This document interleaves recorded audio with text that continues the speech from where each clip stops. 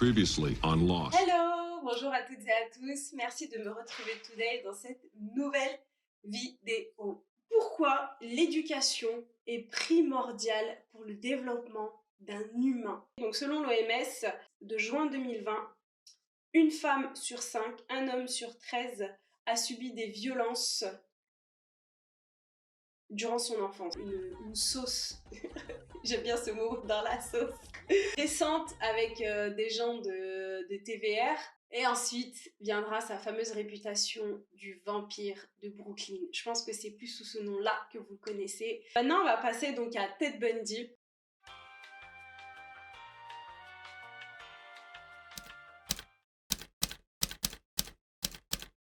Ted Bundy, là aussi, vous allez voir l'enfance qu'il a eue. Là, j'ai bien détaillé son enfance. Je me suis arrêtée à son adolescence parce que après, c'est là où il a commencé à être le Ted Bundy qu'on connaît. Et moi, c'est pas ça que je voulais détailler. C'était que vous ayez vraiment une image, une idée de son enfance qui l'a mené à qui il est après. Donc, n'hésitez pas, si vous voulez, avant de voir tout ça, d'aller voir la bio de Ted Bundy. Si vous avez envie un peu de vous dire « Ah oui, ok, donc il a fait tout ça, maintenant je vais aller voir pourquoi il a fait tout ça », n'hésitez pas. Mais honnêtement, sans même aller voir son profil de serial killer, juste quand je vais vous dire ça, vous allez comprendre le fil conducteur de la vidéo en fait. Donc Ted Bundy, il est né en 1946. Donc à 22 ans, sa mère, Eleanor, elle tombe enceinte, mais il faut savoir qu'à cette époque-là, ça ne se fait pas de tomber enceinte sans être mariée. Aujourd'hui, on s'en fiche, mais pas à cette époque-là, surtout si vous êtes une fille de bonne famille, ça ne se fait pas. Donc ses parents ont décidé, à partir du moment où la grossesse se voyait, d'aller lui faire passer le reste, la fin de sa grossesse, dans une maison pour mères non mariées. Donc il faut aussi savoir que ses parents étaient très croyants, donc bien sûr, la teon, hein, la teon d'avoir une fille qui fait un enfant hors mariage. D'ailleurs, Eleanor, elle expliquera plus tard que le papa de cet enfant, il s'appelait Lloyd Marshall et il était vétéran de l'Air Force. Mais certains membres de la famille d'Eleanor pensaient que c'était son propre père qui avait donc enfanté sa propre fille. Ouais.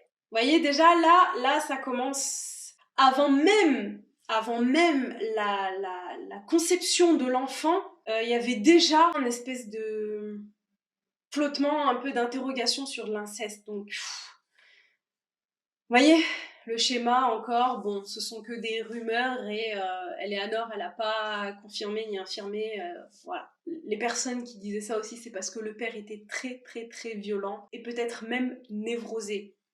Donc, vous voyez, le père a sûrement dû violenter sa fille, qui à son tour a eu un enfant hors mariage, vous voyez, et qui ensuite se retrouve, enfin, tout est lié, quoi. Alors, il faut savoir que le Ted Bundy qu'on connaît n'est pas Ted Bundy, mais Théodore. Il deviendra Ted Bundy un peu plus tard, je vous dirai à quel moment, mais je vais l'appeler Ted Bundy tout le long, comme ça on va pas se mélanger, parce que même sa mère, après, elle va changer de prénom, et je vais quand même l'appeler Eleanor tout le long, parce qu'ils ont changé d'identité comme ça, donc au moins vous comprendrez bien, et je vous dirai à quel moment ils ont changé de nom, mais je vais continuer à les appeler Eleanor et Ted. Une fois donc Eleanor accouche, elle revient chez ses parents avec le bébé, et là, une espèce de mascarade va se mettre en place. Ils vont faire croire à Ted que Eleanor est sa sœur, et que les parents d'Eleanor sont en fait ses parents. Mais en réalité, ce sont les grands-parents de Ted. Et Eleanor, c'est sa mère, mais on va faire croire que c'est sa sœur. Donc, il va grandir déjà avec un mytho. Donc, il y avait déjà le flottement de l'inceste, maintenant c'est le mytho, enfin c'est n'importe quoi pour la croissance et l'éducation d'un enfant, mais c'est n'importe quoi. Vous imaginez quand il va découvrir ça? C'est une bombe à retardement. En fait, ils ont créé une bombe à retardement. Sérieux, en fait, peut-être parce qu'aussi j'arrive pas à m'imaginer la vie en 1940, mais c'est pour ça qu'aujourd'hui je suis outrée par ça, mais mentir comme ça en faisant croire que t'es la sœur, surtout que vous allez voir la suite, c'est pas cohérent, c'est pas cohérent, ils ont fait n'importe quoi dans la tête de ce gamin, enfin, je sais qu'on peut pas justifier, on peut pas même pardonner pour certains, on peut pas dire que, mais quand je vois ce qu'on a fait à ce gamin, je peux pas dire que je comprends ce qu'il a fait, personne comprendra jamais, ça relève du psychiatrique et je ne sais pas, je suis pas médecin pour juger, mais regardez ce qu'on lui a fait, quoi. Qu'attendons-nous de ces gamins qui sont élevés comme ça? Qu'attendons-nous d'eux une fois adultes? Je sais pas. C'est sûr qu'on peut pas atteindre un serial killer, mais ils ont, en tout cas, tout le monde leur a donné ont donné en tout cas à Ted Bundy la bonne prédisposition pour devenir ce qu'il est devenu. Dites-vous qu'à 5 ans, il dormait avec des couteaux sous ses draps. Mais qui fait ça? Mais pourquoi? Il avait beaucoup de peur, il avait peur notamment des monstres sous son lit. Donc les monstres sous le lit, faut pas oublier que le père d'Éléonore, chez qui, une fois qu'Éléonore a accouché, sont revenus vivre, il était, suspicion, hein, vous n'avez pas oublié, d'inceste, et aussi il était très très très violent et névrosé. Donc est-ce qu'il n'a pas aussi fait des abus de toutes sortes sur le petit et qui justement a assimilé son grand-père par des monstres par la suite? Je sais pas. Ensuite, aux 4 ans de Ted, on sait pas pourquoi, la maman elle décide, enfin, on sait pas pourquoi. Moi je pense que c'est parce que le père il était vraiment très très très très très très violent et que Eleanor elle s'est dit je peux pas laisser mon enfant ici, il faut que je parte. Donc ce qu'elle a fait, c'est qu'elle est partie chez un de ses oncles, mais qui était un peu le sosie de son père, hein. Donc au final, elle est une merde pour aller dans une autre. Et c'est à ce moment-là qu'il décide de changer de nom. Donc Théodore devient Ted, et Éléonore, je crois que c'est Louise ou quelque chose comme ça, j'ai pas retenu parce que je voulais pas me mélanger moi-même, mais il me semble que c'est Louise. Donc il change de nom, il change de ville, et Ted, il déteste cette ville où ils ont déménagé. Donc ils vont rester habiter 1 an chez cet oncle, et retenez bien cet oncle parce que ça va devenir un peu le modèle de Ted Bundy. Il va le sacraliser, va le mettre sur un piédestal comme si c'était l'homme le plus merveilleux au monde, tout en sachant qu'il est lui aussi très très très violent. Donc au final, ce gamin, depuis, il a connu que des violences. Il y a le mytho par rapport à ça, parce que, comme je vous ai dit tout à l'heure, c'est pas cohérent. Pourquoi sa sœur emmènerait son petit frère loin de ses parents? C'est pas cohérent. C'est là où tu te dis, mais... Enfin bref. 1 an après, elle quitte l'oncle et là, elle se marie avec un homme qui s'appelle John Bundy. Et c'est là que Ted va prendre donc le nom de Bundy, et c'est pour ça qu'on l'appelle donc Ted Bundy. Alors Ted, il aimait pas son beau-père parce qu'il estimait qu'il n'était pas assez intelligent, parce qu'il était illettré. Il était illettré, mais il était dans l'administration d'un hôpital. Donc je comprends pas, dans les années 50, on embauchait des gens qui étaient illettrés pour bosser dans l'admin. Bon bah écoutez, c'est comme ça. En tout cas, tant mieux pour John, hein. Ted, lui, déjà à ce moment-là, il commence à devenir narcissique, ça va se développer après, mais il commence déjà à comprendre que quelqu'un qui est illettré, il est en dessous de lui. Donc il l'aime pas, c'est pas qu'il aime pas sa personne, mais il aime pas le fait qu'il soit pas assez intelligent. Donc il doit sûrement se dire que il est pas assez bien pour sa sœur, parce que pour l'instant c'est pas encore sa mère, c'est sa sœur pour lui. Donc je pense que c'est pour ça qu'il l'aime pas vraiment, parce que par la suite on dit qu'il l'appelait quand même papa, et ensuite ça part en vrille, mais au début il l'appelait quand même papa. Donc moi en tout cas, l'analyse que j'en fais, c'est qu'il estimait qu'il n'était pas assez bien pour sa sœur. Et il l'aimait pas aussi parce que dans la ville où ils habitent actuellement, John, il vient donc d'un espèce sûrement d'état où il y a un accent assez fort. Il trouve que c'est un peu un accent, je dirais pour nous, l'équivalent d'un accent paysan, on va dire. Pourtant, c'est dommage parce que pour la première fois, le petit Ted, il rencontre quelqu'un qui l'aime beaucoup. Il l'emmène faire des activités, il l'emmène à la pêche. Il l'aime beaucoup, ce petit gamin. Et vous voyez, c'est triste parce que quand un gamin n'a pas connu d'amour, bah quand il rencontre quelqu'un qui l'aime, il reconnaît pas l'amour, et ça me fend le cœur, c'est tellement triste pour ce gosse. Et c'est donc là que je vous dis, revient son fameux oncle qui est son modèle. En fait, son beau-père, il s'en fout. Lui, son seul modèle, celui qu'il aime, qu'il kiffe, à qui il veut ressembler, c'est son oncle. Alors, à ce moment-là, il commence à développer une jalousie maladive pour le fils du fameux oncle. Il s'appelle l'oncle Jack, au fait, je vous ai pas dit. Il développe une jalousie pour lui, et en même temps, en parallèle, il développe aussi une jalousie pour le mari de sa sœur, parce que c'est encore sa sœur. Il trouve qu'il accapare beaucoup trop sa sœur. Il la voudrait que pour lui, et en fait, il se rend compte que tout le monde a quelqu'un qui l'aime, mais pourtant, il se rend pas compte que son beau-père l'aime, mais il le rejette. Donc, Voyez un peu le cercle vicieux, il se sent rejeté, mais quand on l'aime, lui il rejette parce que il connaît pas. Plus tard, on dira dans sa bio qu'il était narcissique. Il était très focus sur sa façon de s'habiller, sur sa tenue vestimentaire, sur sa coupe, sur lui-même. Voilà, il était très égocentré, il était très mégalo, mais il aimait aussi beaucoup être bien habillé et du coup, il avait archi honte de monter dans la vieille gova de son beau-père. C'est pour ça aussi qu'il l'aimait pas, parce qu'il trouvait qu'il lui foutait la honte. C'était tellement triste, il l'aimait bien, hein, il l'aimait, c'était même pas son fils.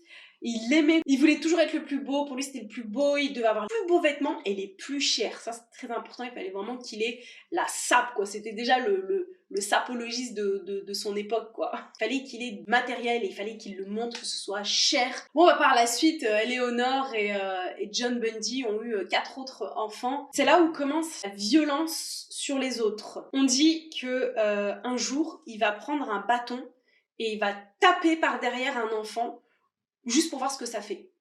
Juste pour qu'il puisse ressentir ce que ça fait de taper quelqu'un. À l'adolescence, pourtant, c'est un beau jeune homme qui se dit très intelligent, avec des belles sapes et tout, mais pourtant, il a pas de go, il a pas de meuf. C'est pas ce qu'il y a. En même temps, il souffre parce qu'il trouve que sa sœur, parce que c'est encore sa sœur, hein, et là, il est ado, hein. Ado, je sais pas trop c'est quel âge à ce moment-là, mais il trouve qu'il n'y a pas d'interaction avec sa sœur dans le sens où elle lui parle pas de son passé, elle lui parle pas de ses parents, elle lui parle pas de tout ce qui fait de son enfance à elle. En fait, lui il se pose des questions et c'est un peu comme s'il savait pas vraiment d'où il vient et sa sœur, elle veut pas rentrer dans les détails, elle veut pas lui en parler. Donc ça aussi, ça le frustre de pas savoir d'où il vient et comment est-ce qu'il en est arrivé là, puisque sa sœur ne veut pas lui en parler. Et donc c'est à ce moment-là qu'il devient vice-président dans son église, parce qu'il va aussi à l'église. Comme quoi, hein, il va à l'église et il va devenir donc vice-président. Je pense qu'aujourd'hui ça doit être l'équivalent de l'école du dimanche ou voilà l'école des jeunes. Vu qu'il a ado, forcément ça correspond à sa catégorie à l'église. Et là il y a quoi ? Et ben il découvre que sa sœur c'est pas sa sœur. Et ouais, c'est sa mère. Donc je vous laisse imaginer à ce moment-là, maintenant que je vous ai dit tout le background, tu découvres après tout ça que ta sœur c'est ta mère. Mais que ses parents, c'est pas ses parents, c'est ses grands-parents. Ben oui. Il a découvert ça un jour, il fouillait dans les papiers et il a découvert son acte de naissance, il a découvert qu'Eleanor est sa mère. Une mère célibataire doit pas faire d'enfant, donc maintenant il se dit ouais je suis un bâtard, j'ai pas de père. Encore une fois de plus, il se dénigre par rapport à ce que sa mère a fait. Et je pense que là aussi, ça va beaucoup jouer sur l'image de la femme qu'il aura pour la suite. Parce que quand on sait ses victimes, le profil de ses victimes, la façon dont ce qu'il va leur faire, c'est, je pense, beaucoup là, il a commencé à détester la femme pour ce que sa sœur lui avait fait. Sa mère, pardon. Moi-même, ça y est, je commence à... Comme je vous l'ai dit tout à l'heure, je m'arrêtais à l'adolescence. Ted Bundy, qu'on connaît, est tristement connu pour ses méfaits. Et donc, tristement, il finira sur la chaise électrique à 43 ans en Floride. Maintenant que je vous ai fait les portraits de nos deux chers serial killers, enfin non pas chers, ils sont pas chers mais serial killers.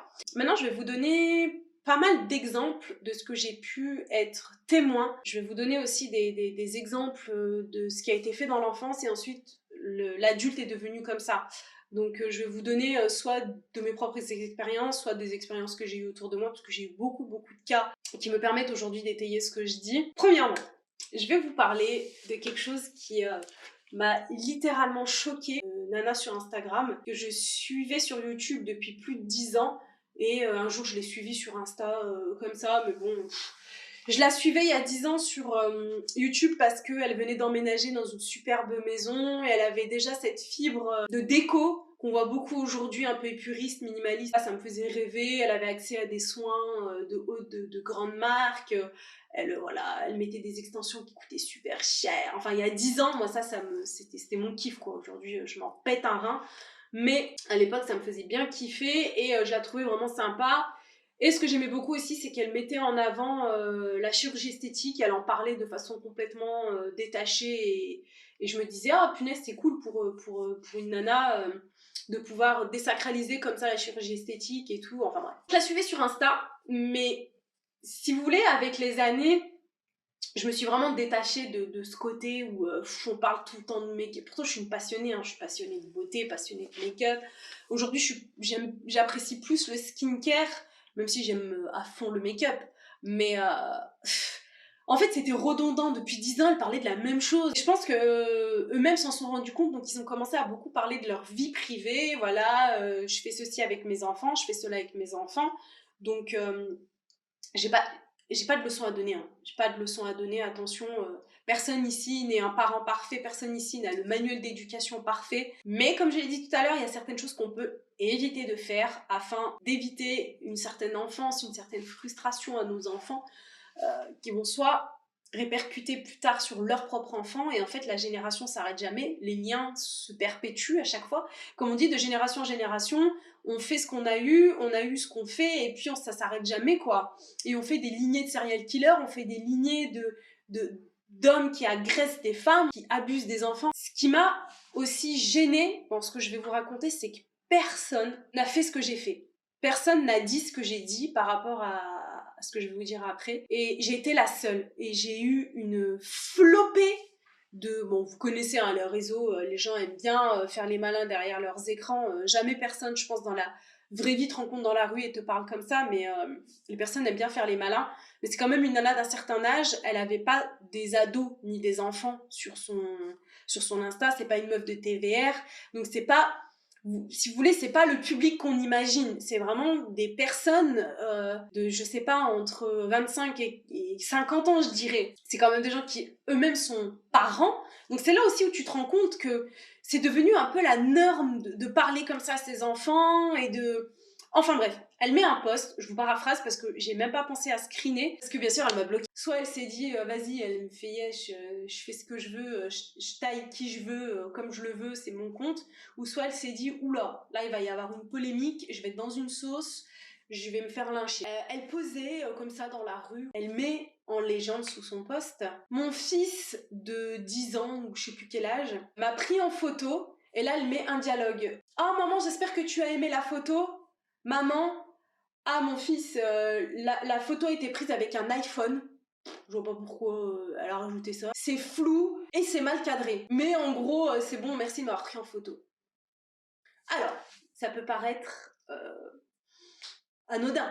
Ton enfant te prend en photo, il vient te montrer la photo. Regarde maman, je t'ai pris en photo, j'espère que t'aimes. Et la maman qui fait, ah ouais, ouais, bon bah là c'est flou et tu vois bien que c'est mal cadré quand même. Mais bon, c'est bon, je vais faire avec. Est-ce que vous arrivez à visualiser la violence où je suis folle, quoi? Non mais dites-moi si je suis tarée, si je suis trop dans mes pâquerettes. En plus, elle a déjà montré des photos de son gamin. Donc son gamin, ça se trouve, il a quelqu'un dans son école qui a un téléphone et qui suit sa mère. Le jour où le gamin va voir cette photo où sa mère, elle dit ce que je vous ai dit, là, je vous ai paraphrasé, mais en gros, c'était ça, quoi. C'était, oh maman, je suis trop content, regarde, je t'ai pris en photo. Et elle dit, oh, c'est bon, tu m'as pris avec un iPhone et en plus, je suis floue, je suis mal cadrée.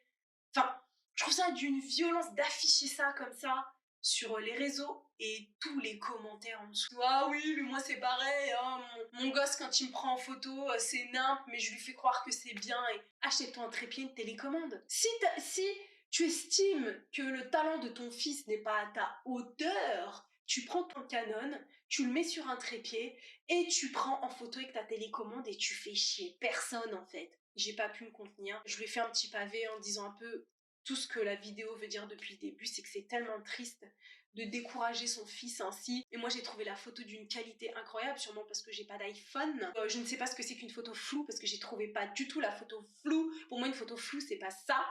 Ma fille qui est plus petite prend des photos de moi incroyables. D'ailleurs j'en ai une sur mon Insta et j'étais tellement fière d'elle et je l'ai mis en légende. J'ai une bouteille d'eau en plastique à la main, j'ai un masque là, j'avais chaud de sueur, mais je m'en fous parce que c'est la plus belle photo au monde. C'est ma fille qui m'a prise en photo et elle était tellement fière d'elle. Et du coup, quand j'ai répondu ça, j'ai eu un déferlement de oh la mégère, oh il y a plus d'humour, oh on peut plus rigoler. Et là je veux soulever un autre problème qui me répugne au plus haut point, et vraiment, j'ai pas les mots assez forts pour dire à quel point je déteste et les gens qui font ça. C'est ceux qui, sous couvert d'humour, te font toutes sortes d'abus. Je peux pas vous voir.